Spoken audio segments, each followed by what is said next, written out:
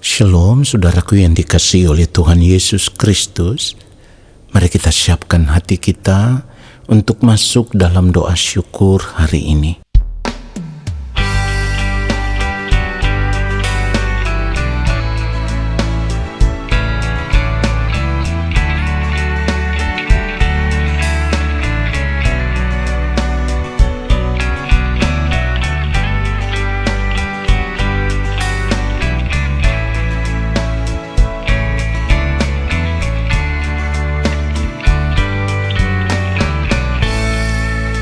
Tuhan memperhatikan tetesan air mata setiap orang yang hidup takut akan Dia.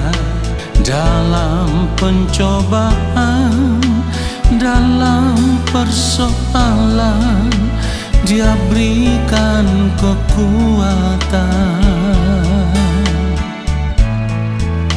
Tuhan takkan biarkan, Tuhan takkan tinggalkan setiap orang yang hidup mengasihi Dia. Walau harus hidup dalam penderitaan, namun tetap percaya. Semua pencobaan yang kau alami takkan melebihi kekuatanmu. Tetaplah pandang hidup Tuhan Yesus yang taat walau harus menderita. Setialah lakukan kehendak Bapa, tetaplah tinggal di dalam firman-Nya.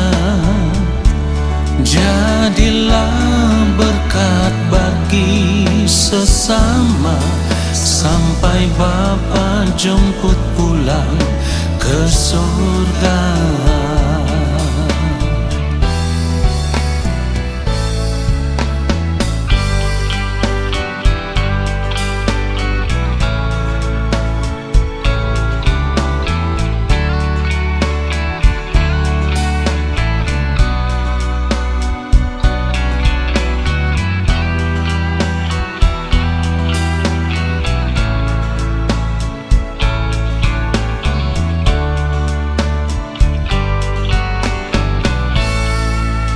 Tuhan takkan biarkan, Tuhan takkan tinggalkan setiap orang yang hidup mengasihi Dia.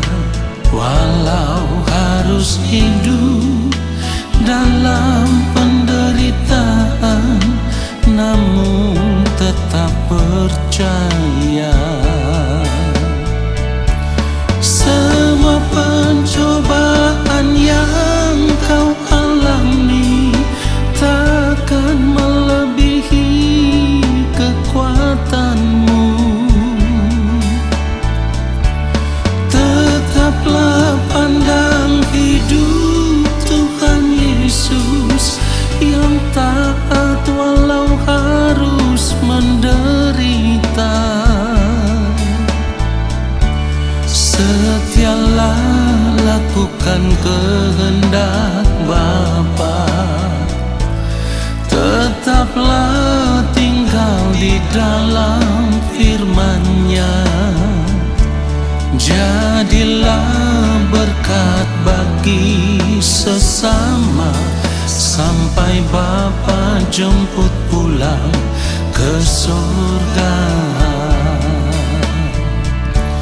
Semua pencobaan yang kau alami takkan melebihi kekuatanmu. Tetaplah pandang hidup Tuhan Yesus yang taat walau harus menderita.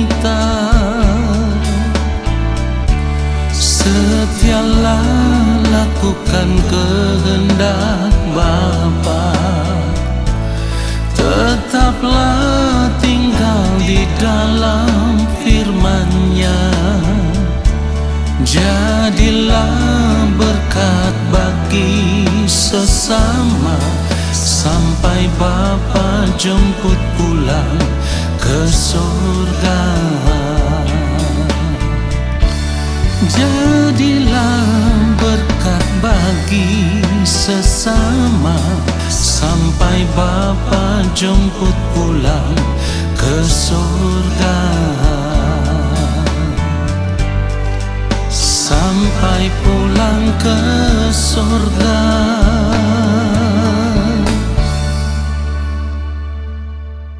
Mari kita berdoa. Bapa yang Maha Kudus, Allah yang Maha Mulia, kami mau duduk diam di kaki-Mu ya Tuhan, di dalam hadirat-Mu. Kami merindukan firman-Mu, berbicaralah bagi kami. Roh Kudus Tuhan, ajar kami untuk mengerti setiap kebenaran firman yang kami dengar, lalu kami mau berjuang untuk hidup seturut dengan firman-Mu ya Tuhan di sepanjang hari hidup kami. Kami mau hidup benar, hidup dalam takut akan Tuhan, dan melakukan segala sesuatu seperti yang Bapa kehendaki. Di dalam nama Tuhan Yesus Kristus kami berdoa. Amin. Saudara yang dikasihi oleh Tuhan Yesus Kristus, kalau kita melihat keadaan dunia saat ini, segala sesuatu ada di dalam keadaan yang tidak pasti. Saudara perhatikan itu, segala sesuatu ada di dalam keadaan yang tidak pasti. Karena apapun bisa berubah setiap saat, ya. Keadaan dunia ini bisa berubah setiap saat. Tetapi ketika kita hidup sebagai orang percaya, kita berada di dalam Tuhan Yesus Kristus, kita harus terus belajar untuk hidup bersandar kepada Allah Bapa di sorga. Kenapa kita harus benar-benar hidup bersandar kepada Allah Bapa di sorga? Karena di saat dunia ini dalam keadaan yang tidak pasti, ketika kita hidup bersandar kepada Allah Bapa di sorga, apapun keadaan dunia ini, apapun yang akan terjadi, kita tahu Dia Allah yang empunya kuasa, bahkan Dia yang maha kuasa. Dia yang akan menolong kita dari keadaan dunia yang penuh dengan ketidakpastian ini, saudaraku. Bahkan kalau dunia ini pada akhirnya akan hancur, akan hangus dalam nyala api sekalipun, kita tahu kita punya kepastian hidup. Bukan saja kepastian hidup untuk hari ini, tetapi terlebih daripada itu, kepastian untuk kehidupan di kekekalan nanti. Saudara yang dikasihi oleh Tuhan Yesus Kristus, oleh sebab itu, apapun keadaan dunia, apapun yang sedang terjadi saat ini, seharusnya kita tidak perlu khawatir. Sekali lagi saya ulang, seharusnya kita tidak perlu khawatir. Karena dalam ketidakpastian dunia ini, kalau kita terus bersandar kepada Allah, maka kita tahu kita memiliki kepastian hidup di dalam Tuhan. Saudaraku, ketika menghadapi keadaan dunia saat ini, ada begitu banyak orang yang khawatir. Pertanyaannya sekarang, apa yang membuat ada begitu banyak orang merasa khawatir menghadapi keadaan dunia yang penuh dengan ketidakpastian saat ini? Jawabannya sederhana. Orang yang khawatir itu menunjukkan bahwa mereka tidak memiliki pegangan hidup yang pasti. Artinya begini, kalau kita tahu Allah itu adalah Allah yang baik, Allah yang penuh dengan belas kasihan, bahkan bukan saja baik, bukan saja penuh dengan belas kasihan, tetapi Dia Allah yang maha kuasa, maka apapun yang terjadi di dalam kehidupan ini, kita tidak perlu takut. Karena kita tahu, kita bersandar kepada Allah yang begitu baik, yang penuh dengan belas kasihan, dan lebih daripada itu, kita bersandar kepada Allah yang empunya kuasa dan maha kuasa, dan akan menolong kita di dalam segala keadaan. bahkan menolong kita bukan saja selama kita ada di dunia ini, tetapi pertolongannya itu akan dinyatakan kepada kita sampai kita berada di balik kematian. Pertanyaan penting bagi kita semua. Kalau kita berkata kita percaya kepada Allah, tetapi ternyata kita masih khawatir menghadapi hidup ini, kekhawatiran itu menunjukkan bahwa selama kita hidup sebagai orang percaya, kita tidak serius berjalan bersama-sama dengan Allah. Selama kita hidup sebagai orang percaya, kita tidak sungguh-sungguh mencari Allah. Perhatikan itu. Padahal firman Tuhan mengajarkan kita. Kalau kita membaca Mazmur 105 ayat 4, firman Tuhan katakan, carilah Tuhan dan kekuatannya, carilah wajahnya selalu. Pertanyaannya sekarang, dalam sepanjang waktu hidup yang Tuhan berikan kepada kita setiap hari, berapa banyak waktu yang kita sediakan untuk mencari Tuhan dan kekuatannya, untuk mencari wajah Tuhan, untuk membangun persekutuan dengan Tuhan, dan tetap setia berjalan dengan Tuhan di sepanjang hari hidup kita. Di dalam setiap waktu hidup yang Tuhan berikan kepada kita, kita terus melekat dengan Tuhan, tidak terlepas dari Tuhan.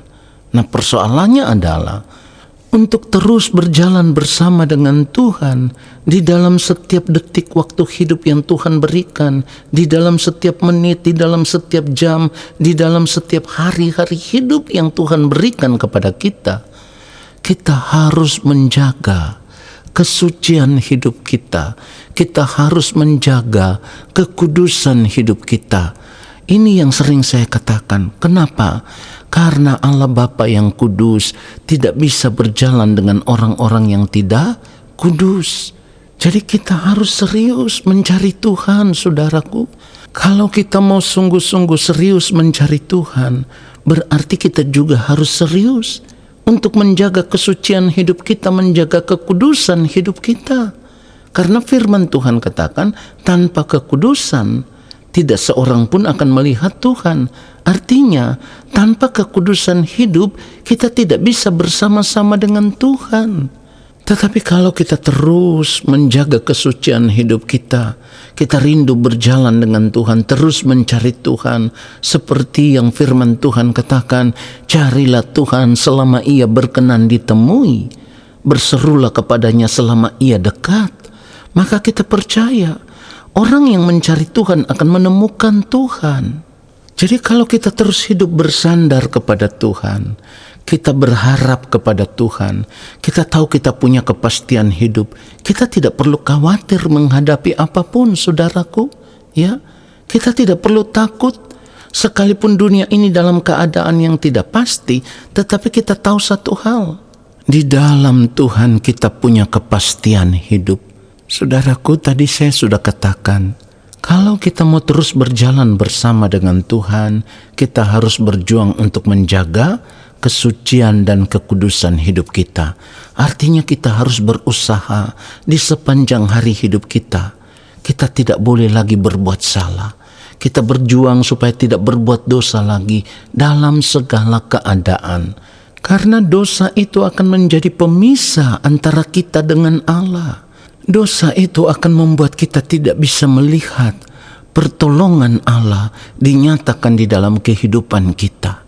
Firman Tuhan katakan begini, kalau kita membaca Yesaya 59 mulai ayat 1, firman Tuhan katakan, sesungguhnya tangan Tuhan tidak kurang panjang untuk menyelamatkan, dan pendengarannya tidak kurang tajam untuk mendengar.